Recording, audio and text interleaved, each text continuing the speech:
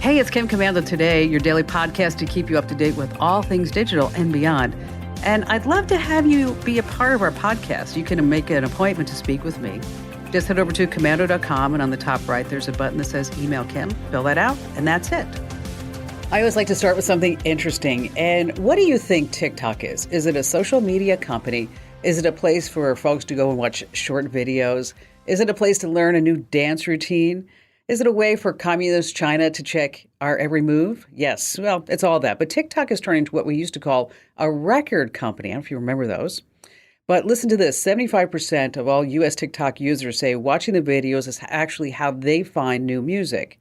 And because TikTok says they're not a music platform like YouTube, they don't have to pay out these huge royalties to artists. Now, of course, the music industry is starting to change this, and TikTok has a feature that I want to pass along for any of you who are musicians and artists called Sound On. And that's where you can upload your music and then possibly get paid royalties every time somebody actually plays it. But just no elevator music, please, for TikTok videos, because that's just so bad on so many levels. That's right. And on that happy note, welcome, ladies and gentlemen, to this. It's America's largest show about all things digital. That's right. It's called The Kim Komando Show because, after all, I'm America's digital pro, Kim Komando, here with you. And you can find us on over 425 top stations throughout the United States. And we're streaming in your favorite podcast radio player. And you can also find us as a podcast. Wherever you get your podcast, just search for Komando with a K. And don't forget, over at getkim.com, that's where you can get the commercial-free podcasts, and you go back 3 months of archives, and you can also watch us do the show. You get access to our interactive chat room and our great Komando community. You get 30 days free. And, of course, there's always a discount for service personnel, military, and vets. And, again, that's over at getkim.com. And a special thank you goes out to our American Forces Network radio listeners serving more than 375,000 American servicemen and women in 175 countries and 200 ships at sea. I love that. Get the Kim Komando Show. All right. Every single day, I plow through at least 30 different websites, and I read white papers, and I talk to industry insiders to make sure that all you guys and gals are up to date on all things digital. And this is part of the show where I like to talk about tech news. And we begin at One Hacker Way in Menlo Park, California. That's the headquarters of Facebook/Meta. And that's where Mark Zuckerberg laid off 11,000 people a few weeks before Thanksgiving this past week and then Christmas. So what the heck's going on? All right, I'm here to give you the straight scoop, and it's not pretty. Revenues are declining. Users are declining. The stock lost more than 70% of its value over the past year. Now, before the layoffs, they hired 28% more people. They wasted trillions of dollars trying to build out this cartoonish metaverse that no one wants. TikTok has taken over. Facebook tried to compete with Twitch. They couldn't do it. They tried to compete with live shopping. They couldn't do it. They can't buy Instagram and WhatsApp companies anymore because Washington, D.C. is onto their practices. And Mark Zuckerberg, from his surfboard on Kauai, wrote in the layoff email to those 11,000 people, I got this wrong. I got this wrong. Doesn't that make you feel better? Thanks, Mark. Thank you. And by the way, you might be thinking, why can't the board of directors just fire Mark Zuckerberg? They can't. It's in the bylaws. They are stuck with the Zuck. Number 2 on our list, walk like a Macedonian, not an Egyptian. Well, Elon Musk has taken over Twitter, and the tweeties are not very happy. I'm talking about half the staff who was fired. The remaining employees were told to get back to the office. They're not thrilled because they say no more working from home and be ready to work 40-plus hours a week. Now, what about the users? About 1 million deleted their accounts. Another 500,000 accounts have been suspended. There's a new bird in town, really an extinct massive elephant called a mastodon. It first appeared on Earth 23 million to 2.6 million years ago. I'm not an anthropologist, but that seems like a pretty big spread to me, 23 million to 2.6 million years. Anyway, this mastodon site is a Twitter kind of almost like site that was built by a German software engineer in 2016, and about 500,000 people have signed up since Elon Musk took over Twitter. Now, Mastodon is different from Twitter. It's nonprofit, has no ads. Users set up their own servers. They come with their own rules about what people can and cannot do or say. Now, the big question is, how long will it be until Mastodon is taken over by terrorist trolls and all the other bad guys and gals in the universe? Well, they're probably on the site already. Number 3 on our list, Twitter changes and changes and changes. Back to Elon Musk. is that he spent $44 billion on Twitter. Now, one of his ideas is to say, we need to start making money, so we need to start charging a subscription. And so in order to make money in that subscription, he's going to charge $8 a month for a verified account, so you get that blue check mark. So this is from the Why We Can't Have Nice Things department. People were willing to pay the $8 a month for the blue check mark, but it's not the way that Musk really wanted to work out. Nintendo of America got a verified account showing Mario flipping the bird. The image was actually really good. There was a new trailer date for Grand Theft Auto 6, fake. A fake LeBron James claimed he was requesting a trade, fake. But hey, all these trolls have to pay $8 a month to get that blue check mark. So Musk is saying, we're going to do a lot of things wrong. We're going to try to do a lot of things right. So just be patient with us. We will. Oh, number 4 is a crazy story. There's a good reason the first 3 letters in crypto spells cry. Check this out. There's a crypto platform and crypto exchange called FTX. They ran all kinds of commercials during the Super Bowl last year with Larry David as the star. Now, rumor says that Tom Brady and his beautiful wife had a pile of money with FTX, possibly hundreds of millions of dollars. Now, you have to follow me on this. FTX has a side company called Alameda Research that was being funded with at least $4 billion in FTX funds. That's according to Reuters. And then Alameda made some bad bets on crypto, and they declared bankruptcy. So basically, FTX was taking people's money on that crypto exchange and using it to make bets on futures on another company that they owned, Alameda Research. Now, FTX just filed for bankruptcy. So the Department of Justice is looking into it, but this is the crypto Wild West. If you put any money into FTX, you're probably just out of luck. That's just the way it is. But guess what the 31-year-old CEO, Sam Bankman-Fried, said about filing for bankruptcy and everything that's going on? You want to know what he said? I effed up. That's his exact quote. Doesn't that make you feel so warm and fuzzy? Thank you, Sam. And finally, this, coming in at number 5, a few fun facts about your next flight. I saw this over at Bloomberg Law, and it's not you. Airplane seats are really getting smaller. In the 1970s, the average airplane seat measured 35 inches long and 18 inches wide. Now today, they're 31 inches long and 16.5 inches wide. Now, it's so bad that the FAA has gotten about 25,000 complaints about the size of airplane seats. Now, meanwhile, since the 1970s, Americans have gained weight, about 34 pounds on average per person. So the airlines, United being the first one, said, we have to block out the middle seats so that the airplane isn't too heavy. So now more than ever, you need to make sure that you get a good seat on the plane. So what I want you to do is get the Chrome browser extension called Legroom for Google Flights. And also when you're using Google Flights, you can see how much legroom there is per seat by the flight that you selected. Now, you're not out of luck if you don't use Chrome. There's also a website called SeatGuru.com. You see a map of the best seats. But I always get a chuckle. I always think it's funny. This has happened to you. It's happened to me, is that you go to check in your bag and it's overweight. And then the person there at the ticket counter says, you know what, why don't you just take some things out of your check bag and put it on your carry-on so this way you're not overweight. I'm like, okay, but I just took the weight out of my checked-on bag and I put it on my carry-on. It's the same weight. What's going on there? I don't know.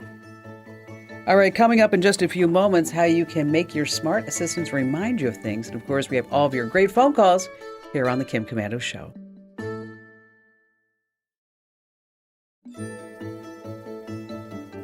Our T-Mobile Unlimited listener line is now open at 1-888-825-5254 is the way to join us. And just a quick reminder, if you have a question and you're too shy to come on a big-time national radio show and a podcast, well, don't forget you can always send me your question via email. That's komando.com. And then in the top right-hand corner, there's a link that says Email Kim. All right, how about we start with Kelly in Overland Park, Kansas. Hi, Kelly. Hi, Kim. I am really excited to be on your show. Thank you for taking my call. You betcha. I very much appreciate how you always speak to people on whatever level of experience they have, and I'm going to need a pretty basic level today, just a fair warning here. Okay. So a few years ago, before our first grandchild was born, I wanted to improve the security of storing my photos and videos. I was using my desktop for storage and also flash drives, but I wanted to add the cloud. Good. My desktop is Microsoft, and I have an iPhone. So I tried the Apple iCloud, and I got nowhere with it. It was just not working for me. So then I tried Amazon Prime Photos, and something clicked. I find it really easy to use. It's intuitive. I really like it. I do know that there's the Amazon Drive, and then there's Amazon Photos, and I'm not really sure what the difference is between the two.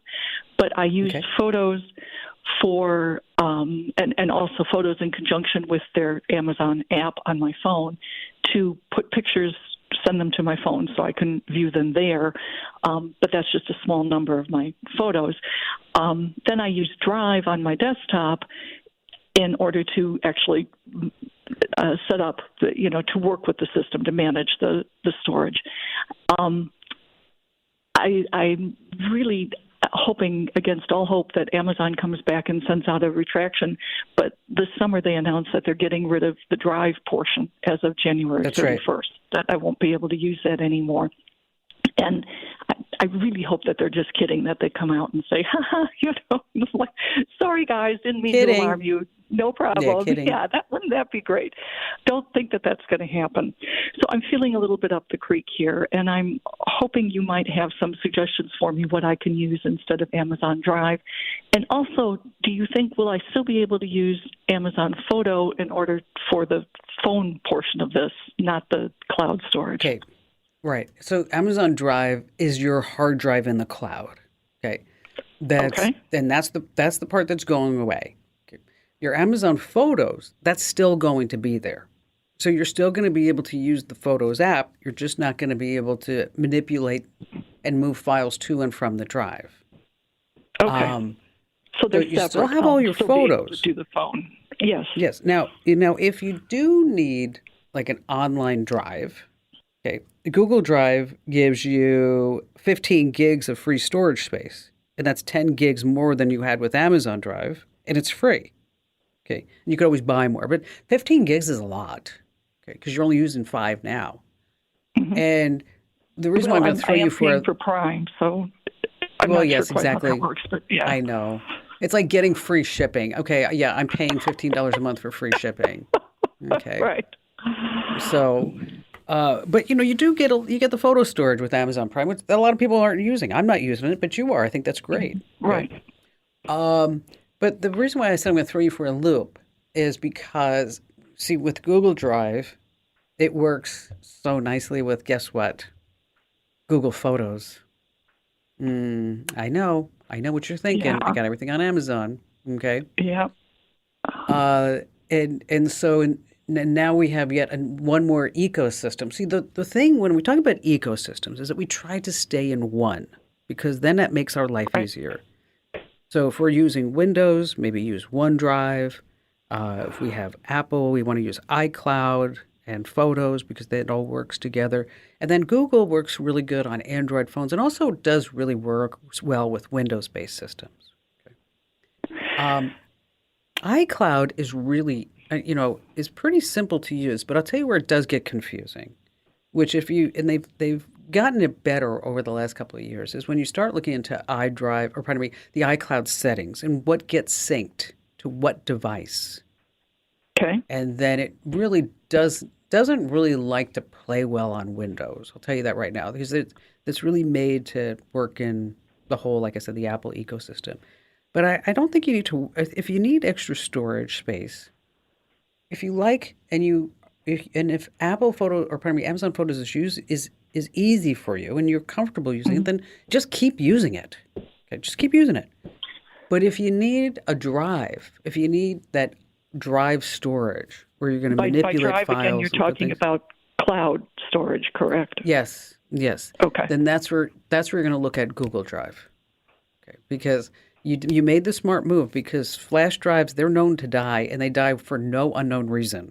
Okay, then everything's gone into the intergalactic big bucket. So you need to put something into the cloud, especially because these are your grandkids' pictures, right? I mean, we don't want to lose them. Right. And so if you need a drive, just go to google.com and sign up for a free Drive account. You have a Google account.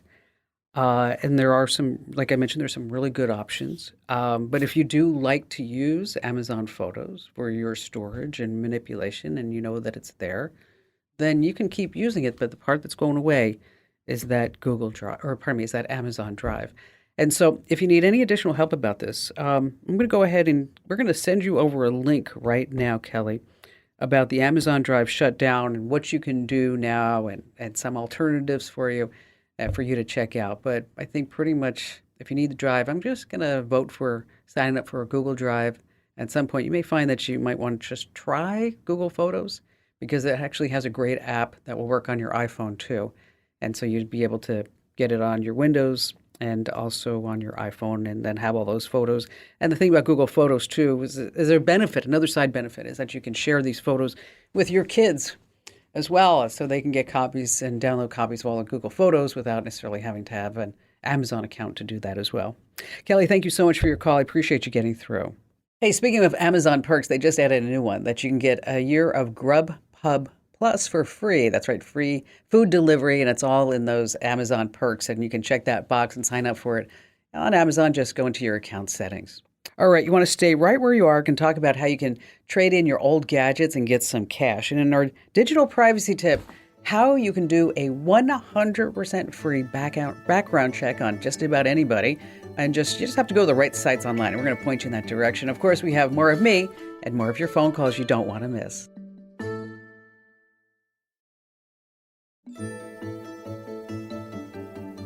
All right, so if you have some random gadgets laying around you don't use anymore, I want you to check out Amazon's trade-in program. Now, to get this, your gadgets don't even need to work, all right? Amazon will give you gift cards for other makers, smartphones, tablets, stream players, soundbars, all kinds of stuff. It's a great way to declutter your life. And then to get started, just on the Amazon search bar, just type in trade-in program. And then on that page, any devices that you purchase on Amazon will automatically appear. Then you can search for other devices that you want to trade in. You answer a few questions, you get a quote. If you agree with the amount, you can print a free shipping label to send it in. And then once Amazon gets your device, the gift cards will appear on your account automatically. Yes, it's so sweet. That's Amazon's trade-in program. All right, just moments away about how to do a totally free background check on someone now. And then later on, some cool ways to use your router's USB ports. And back to the phones we go with Michael in Salem, Oregon. Hi there, Michael. I'm a small business owner, been in business 26 years, and I have a Google business profile page online where my customers can go and leave me a review on my business. And I've always had a 5-star review because I take care of my customers.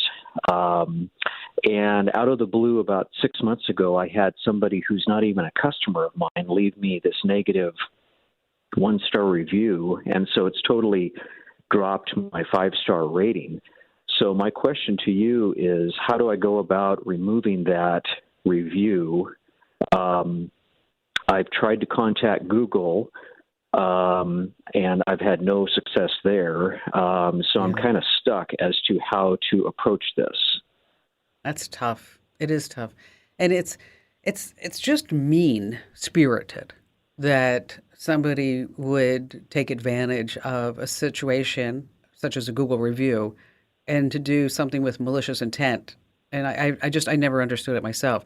And you're positive that this is not a customer, right? This is not a customer. That's correct. You know, but people can get online and they can say anything. And, you know, hopefully these tides will be changing. Like if you ever look at my Glassdoor reviews, Michael, you would think I am the worst person possible in the entire world. Like, here's one.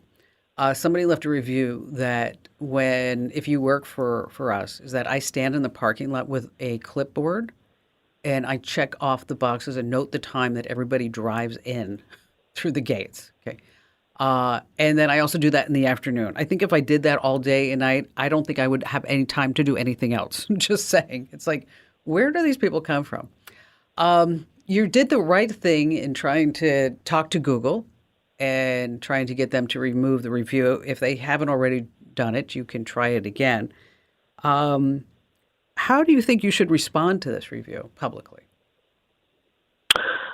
Well, that I don't know. I'm just kind of at a loss as to how to go about this. I've spoken to a number of different people, and nobody knows how to go about this. And well, you can leave you can leave a rebuttal to the review, and so okay, my rebuttal would be, I've been in business for 26 years. This is the first negative review that I've ever received. I do not believe this customer is in fact an actual customer because of these facts. And if in fact you are a customer, I would welcome the opportunity to turn your 1-star review into a 5-star review. So you take the high road and you kind of call him out as a liar without necessarily saying you're a liar. Mm-hmm. Because I mean, I've had to do that where people, like, we have people that leave Glassdoor reviews. I don't even think they speak English, and it says something like, "I was a medical technician and I hated my job." I'm like, okay, we don't even have medical technicians. Okay, I mean, we're not in the medical industry, so I'm not sure where that came from. So, so it's almost like you remain above the fray, and just as I mentioned, and invite them to, if we did something wrong, we would like the opportunity to rectify it. So you open it up with you're going to do a positive sandwich, okay? Mm-hmm. Positive sandwich. The beginning, we've been in business for 26 years. We've never had this type of review. I'm not sure where it came from. This doesn't sound like a situation that we have experienced at all. And then at the end, you say, but if in fact it has, we welcome the opportunity to change your mind, or however you want to say it, something like that. So this way, if somebody looks at it, they're like, you're not a jerk face coming across like, liar, liar, hair's on fire. You're just coming across by saying, this is my business. I take it personally. I care about each and every one of my customers, you included. And if there's something that we did wrong, let us know how to fix it. We're always here for you. Our 800 line is open 24/7, whatever it may be. And that's normally the best way to do it. But I still would keep on Google. I'd probably ping them every 30, 90 days just to say, hey, listen, is there anything you can do? Because this is just totally bogus. But this is the nature of the internet. But, tides are changing. Right now, I believe it's happening in New Zealand, and it's heading into the courts inside San Francisco, that all these anonymous all these anonymous Glassdoor reviews or something, and people can say, okay, well, I want to know who wrote that, and I want to know why they wrote it, because I want to be able to contact them. Michael, let us know if there's anything we can help out with. Small business owners, I'm one too. It's a hard job, and I'm always here for you. The best and easiest way to get Google reviews is just to ask your customers. As a matter of fact, whenever you send an email to your customers, just put it right there. Say, hey, we would really appreciate a nice 5-star review. And speaking of, hey, give us a nice 5-star review over on Google or wherever you get your podcasts. And that's always a good sign and it helps us out. All right, it's time now for our DIY security tip. And this week is brought to you by Total AV. All right, so how do you do a totally free background check? Well, here are some basic steps, and we have it written out for you and with all the links that you need over on the website. But you're going to start with Google. It's the easiest place. You're going to put the person's full name in quotation marks. And then if you're getting too many results, start narrowing it down. So maybe Bobby Smith in Cincinnati, Ohio, who maybe lives on this street or drives this car or has this type of job. And then you can also do a Google image search for any pictures of Bobby, and that will link to other different websites. Now, of course, you want to check your social media, on Facebook and on Pinterest, and on Instagram, LinkedIn. You want to look them up there. You can also use a website called PIM Eyes. That's an AI-driven photo recognition site. Might give you some more hits. And you can also check out property by looking inside the county databases and see their APN numbers, and then look it up on Zillow and see how much their house was and when they purchased it. I also want you to check the sex offender registry. And then finally, these people search sites. The one that I talk about a lot has a lot of information about it because it's disguising itself as a family tree, a genealogy website. It's called familytreenow.com. That's familytreenow.com, which, by the way, if you're in there, I want you to remove your entry as soon as you can. And we every Tuesday on Komando.com, it's called Opt Out Tuesday. And every Tuesday we tell you how to remove yourself from one of these annoying people search sites. So in case you're looking for a couple of things, you want to know how to do a free background check and have those links to PIM eyes and the Google searches and the image searches, and then also the free people search sites, and then also how to remove your name from the free people search sites. Look no further than the official homepage of the Kim Komando Show and podcast. That's Komando.com, of course, and then you want to hit the link that says Kim Show. All right, still to come, you have a router. What the heck is it good for other than just distributing the Wi-Fi?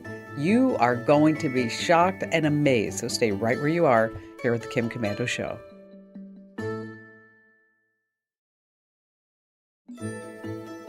All right, we're running a contest over at Komando.com. Komando.com/win. It's your chance to enter to win a $100 Amazon gift card.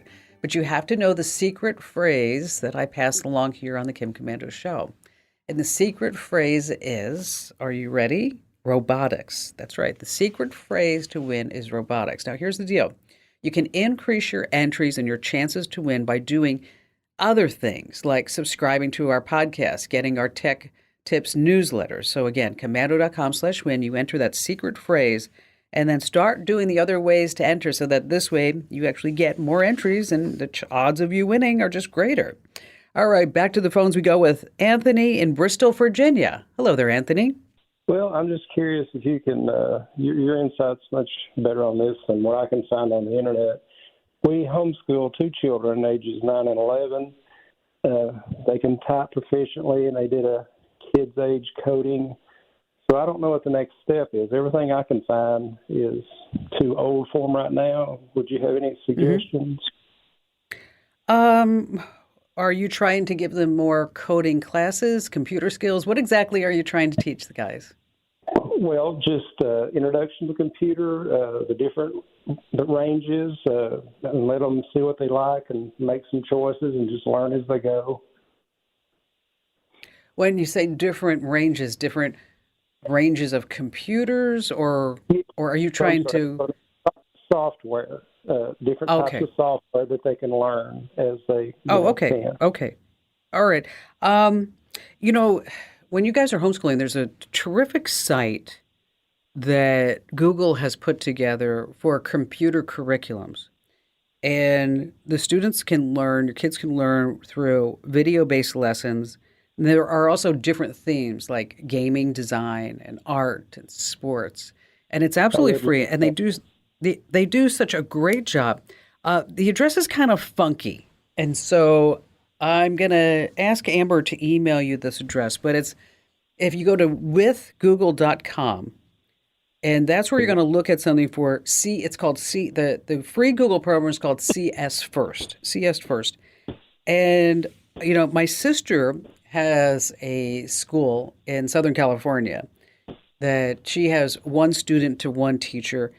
And one of her students who's autistic really wanted to learn computer coding. And so she was telling me about this, and I passed this along. Oh my gosh, this kid is like doing backflips with computer coding. But again, it's called CS First with Google.com. There's also code.org is another site that you might want to. Yeah. Pardon me? But we use that one. You reminded me that's the one we use, code.org. Oh, okay. That's beautiful because they've got all these different projects. So because you're using code, have you ever looked at Scratch? I don't think so. Oh, Scratch is really good. It's from MIT Media Lab, and it's its own programming language, and it consists of putting graphical blocks of code together to get to an end result. And it also has this big online community. It's perfect for your kids. It's really made for kids between 8 and 16. So I definitely look at Scratch. App Inventor, once the kids get a little bit tired of the coding, they can actually make their own apps, which is also a lot of fun. And so we're going to go to withgoogle.com. You're already doing code.org. Let's look at Scratch and App Inventor. And the app inventor is actually kind of cool because the kids can make apps for their phones and their tablets just by moving things around, and there's no cost. And so it's also a lot of fun to see which direction that they might go into. So, Anthony, try these. And then if you find that the kids are moving past all this, if you want me to ever talk to your kids, I'm happy to do that as well. And don't forget about our free tech contract for kids. Got an email the other day from a high school principal that said, hey, can we pass this out throughout the entire school district? The answer is absolutely yes. So if you go to komando.com/contract, that's our free contract for kids. Kind of goes through the rules of the road of, passwords, sharing devices, sexting. I know it's all these different topics I know you don't want to talk about with your kids, but you really have to. And it's 3 pages. And if you're a school district, a school, nonprofit, church, temple, whatever, I want to make sure that you guys know and that you can just pass this along, print it out, copy it wherever you want, just distribute it to everybody because we all want to keep our kids safe when it comes to technology.